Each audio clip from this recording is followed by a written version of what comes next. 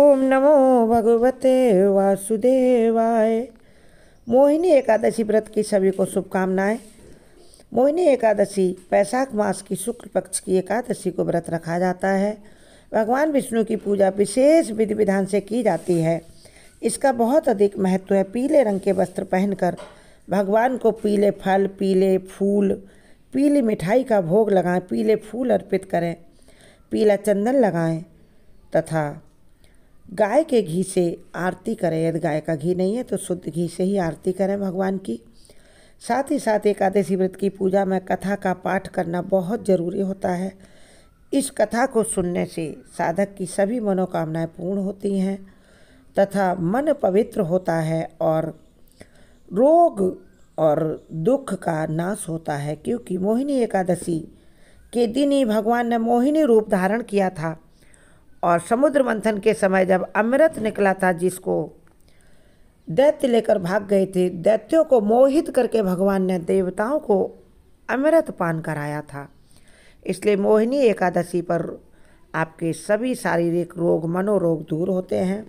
सच्चे मन से भगवान की प्रार्थना करें और हृदय से पूजा प्रार्थना करते हुए यदि श्रद्धा है तो व्रत रखें, नहीं तो पूजा प्रार्थना के बाद कथा अवश्य सुनें। और भगवान श्री हरि विष्णु के चरणों में सब्सक्राइब, लाइक समर्पित करके जय श्री हरि विष्णु कमेंट बॉक्स में अवश्य लिखिए और जय माँ लक्ष्मी लिखिए। माता लक्ष्मी की कृपा से धन धान्य, सुख संपत्ति सब कुछ प्राप्त होगा, सभी मनोकामनाएं पूर्ण होंगी। चलिए सुनते हैं मोहिनी एकादशी व्रत की कथा। आज के दिन भगवान मोहिनी स्वरूप में अवतार लिए थे, इसलिए मोहिनी स्वरूप की पूजा सबसे अधिक फलदायी होती है, ऐसा पद्म पुराण में बताया गया है। जो भक्त मोहिनी एकादशी का व्रत करके भगवान विष्णु की विधि विधान से पूजा करते हैं, वह सांसारिक मोह माया, पाप और बंधनों से मुक्त होकर, रोग शोक से मुक्त होकर मोक्ष को भी प्राप्त कर सकते हैं। इस व्रत का संकल्प करने के साथ ही व्रत की पूजा में कथा का पाठ करने का भी खास महत्व है। व्रत में कथा का पाठ करने के बाद ही, सुनने के बाद ही कथा आपकी पूजा संपूर्ण होगी। चलिए सुनते हैं मोहिनी एकादशी व्रत की कथा। राजा युधिष्ठिर ने पूछा भगवान श्री कृष्ण से कि हे जनार्दन, वैशाख मास के शुक्ल पक्ष में किस नाम की एकादशी होती है, उसका क्या फल होता है तथा उसके लिए कौन सी विधि है। भगवान श्री कृष्ण युधिष्ठिर की बात सुनकर बोले, हे धर्मराज युधिष्ठिर, पूर्व काल में परम बुद्धिमान श्री रामचंद्र जी ने महर्षि वशिष्ठ से यही बात पूछी थी जिसे आज तुम मुझसे पूछ रहे हो। श्री राम ने गुरु वशिष्ठ से पूछा कि हे भगवान, जो समस्त पापों का नाश करे, क्षय करे तथा सभी प्रकार के रोग दुखों का निवारण करने वाला व्रतों में उत्तम व्रत हो, उसके बारे में सुनना चाहता हूँ मैं। गुरु वशिष्ठ जी बोले, श्री राम, तुम मर्यादा पुरुषोत्तम हो, तुमने बहुत उत्तम बात पूछी है, मानवता के भले की बात पूछी है। मनुष्य तुम्हारा नाम लेने से ही सभी पापों से शुद्ध हो जाते हैं, फिर भी लोगों के हित की इच्छा से मैं पवित्र उत्तम व्रत का वर्णन करूँगा। वैशाख मास के शुक्ल पक्ष में जो एकादशी है उसका नाम मोहिनी एकादशी है। वह सभी पापों को हरने वाली है और उत्तम है। उसके व्रत के प्रभाव से मनुष्य मोह जाल से छूट जाता है, पातक समूहों से छुटकारा पाता है तथा रोग दोष से मुक्ति पाता है और मोक्ष भी प्राप्त करता है। सभी सांसारिक सुखों को प्राप्त करते हुए श्री हरि के धाम को जाता है। सरस्वती नदी के रमणीय तट पर भद्रावती नाम की एक सुंदर नगरी है। वहाँ द्युतिमान नामक राजा, जो चंद्रवंश में उत्पन्न हुए थे, वहाँ राज्य करते थे। उसी नगर में एक वैश्य भी रहता था, जो धन धान्य से परिपूर्ण और बड़ा ही सुख समृद्धि से भी परिपूर्ण समृद्धशाली था। उस वैश्य का नाम था धनपाल और वह सदा पुण्य कर्म में ही लगा रहता था और दूसरों के लिए वह प्याऊ लगवाता था, कुआं बनवाता था, मठ बगीचे, पोखरा और घर बनवाया करता था। बड़ा ही धर्मात्मा वैश्य था। अपना सारा धन धर्म के कार्यों में लगाता रहता था। भगवान विष्णु की भक्ति में उसका बहुत ही हार्दिक अनुराग था, हार्दिक प्रेम करता था वह भगवान विष्णु से। वह सदा शांत रहता था।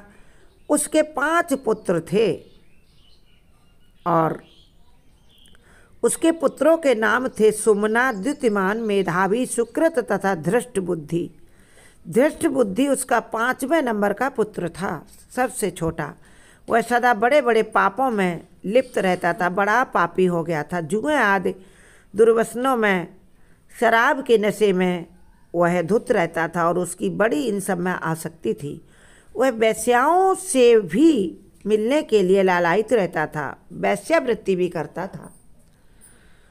उसकी बुद्धि ना तो पूजा पाठ में लगती थी, ना देव पूजा में लगती थी, ना पितरों तथा ब्राह्मणों के सत्कार में वह अपनी धर्म कर्म कुछ नहीं करता था, ना किसी का सत्कार करता था। वह दुष्टात्मा हो गया था। उस वैश्य के, उस दुष्टात्मा पुत्र के अन्याय के मार्ग पर चलने से उसने अपने पिता का सारा धन बर्बाद कर लिया। एक दिन वह वैश्या के गले में बाँह डाले चौराहे पर घूमता देखा गया, तभी उसके पिता ने उसे घर से निकाल दिया तथा सभी बंधु बांधवों ने भी उसका परित्याग कर दिया। अब वह दिन रात दुख और शोक में डूबा तथा कष्ट पर कष्ट उठाता हुआ इधर उधर भटकने लगा। एक दिन किसी पुण्य के उदय होने से वह महर्षि कौंडिन्य के आश्रम पर जा पहुंचा। वैशाख का महीना था। तपोधन कौंडिन्य गंगा जी में स्नान करके आए हुए थे। दृष्ट बुद्धि शोक के मारे, दुख रोग के मारे पीड़ित होकर ऋषिवर कौंडिन्य के पास गया और हाथ जोड़कर सामने खड़ा होकर बोला, हे ऋषिवर, हे ब्राह्मण द्विज श्रेष्ठ, मुझ पर दया करिए। मुझे कुछ ऐसा उपाय बताइए जिसके पुण्य के प्रभाव से मेरी मुक्ति हो जाए। कौंडिन्य बोले, वैशाख के शुक्ल पक्ष में मोहिनी नाम से प्रसिद्ध एकादशी है, तुम उस एकादशी का व्रत करो। मोहिनी को उपवास करने पर प्राणियों के अनेक जन्मों के किए हुए सुमेरु पर्वत के समान पाप भी नष्ट हो जाते हैं।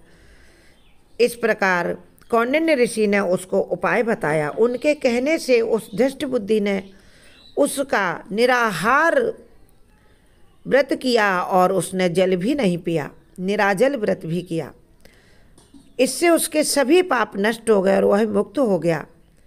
क्योंकि वशिष्ठ जी कहते, हे श्री रामचंद्र जी, ऋषिवर कौंडिन्य का वचन सुनकर धृष्ट बुद्धि का बड़ा चित्त प्रसन्न हो गया। उसने कौंडिन्य ऋषि के उपदेश के अनुसार विधि पूर्वक मोहिनी एकादशी का निराजल व्रत किया।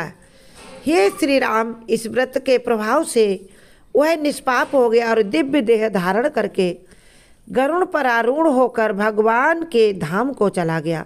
सभी प्रकार के उपद्रवों से रहित सदा शांत धाम, सभी सुखों का सागर श्री विष्णु धाम को वह चला गया। इस प्रकार जो भी इस मोहिनी एकादशी का उत्तम व्रत करता है या इस कथा को पढ़ता अथवा सुनता है, उसको हजारों गोदान का फल प्राप्त होता है। इस प्रकार हे श्री राम, ये सभी व्रतों में सर्वोत्तम व्रत है। इसको एक बार भी करके व्रत हजारों जन्मों के दुखों से, शोक से, गरीबी से, कष्ट से मुक्ति पा जाता है। इसलिए सर्वोत्तम व्रत को अवश्य करना चाहिए। श्रद्धा के अनुसार यदि पूरा दिन व्रत नहीं कर सकते तो एक भुक्त व्रत करना चाहिए। जय श्री हरि विष्णु का। कृपया चैनल सब्सक्राइब करें।